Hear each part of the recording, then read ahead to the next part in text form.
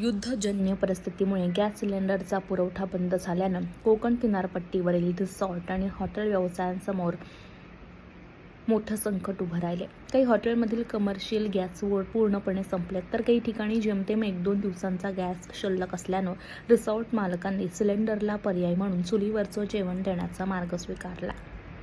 चुलीवर धंदा चालू केलेला आहे, त्यामुळे आम्हाला काही धंद्याचा तेवढा म्हणजे फरक जाणवत नाही. पण आमचा वडा टेस्टी आहे, त्यामुळे लोक थांबतात. तिथं वडा, मिसळमध्ये 12 महिने काजू बी टेस्टी असल्यामुळे लोक थांबतात, आवडी लोक खातात. कुठल्याही गिऱ्हाईक नाराज होऊन दिसून जात नाही. हाच आमचा फायदा, असं काय नाही. आमचं पावसासाठी लाकडं पाहिजे, ती स्टॉक करतो आम्ही पावसाळी लाकडांना. कारण का गॅसच्या भांड्यांना जास्त साबण किशी लागत नाही. या भांड्यांना जास्त किशी साबण जास्त लागते घासायला. हाच त्रास आम्हाला, भांडी घासायला त्रास नाही होतो.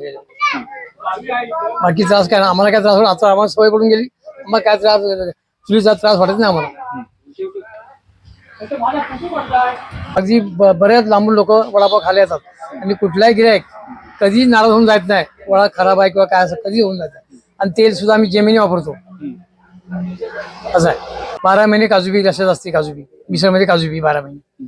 आंबा चटणी 12 महिने, आंबा चटणी सुकी, दही चटणी आणि मिरची. पैसे भरपूर भेटतात. आमच्या कुटुंबात यात भागतो. 2 नोकर, आम्ही 2 माणसं, 4 माणसं. आम्ही सकाळी 6 ते रात्री 8 पर्यंत असतो. पण आमचा त्या व्यवसाय आमचा व्यवस्थित चालतो कुटुंब.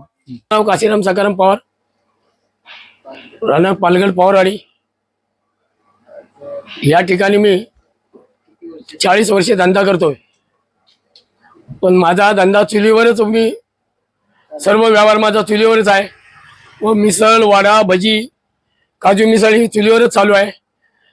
आणि आता बघा गॅस बंद होईत आलेलेच आहेत, तेव्हा आमची विक्री चुलीवरच राहणार. 12 महिने चुलीवरच राहणार. आणि मिसळला काजूगर, आंबा चटणी, करवंद ही येणारच.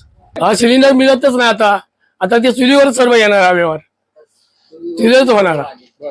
त्या चुलीवर आल्यामुळे चुलीची चव जो आहे ना, ही फर्स्ट क्लास येणार.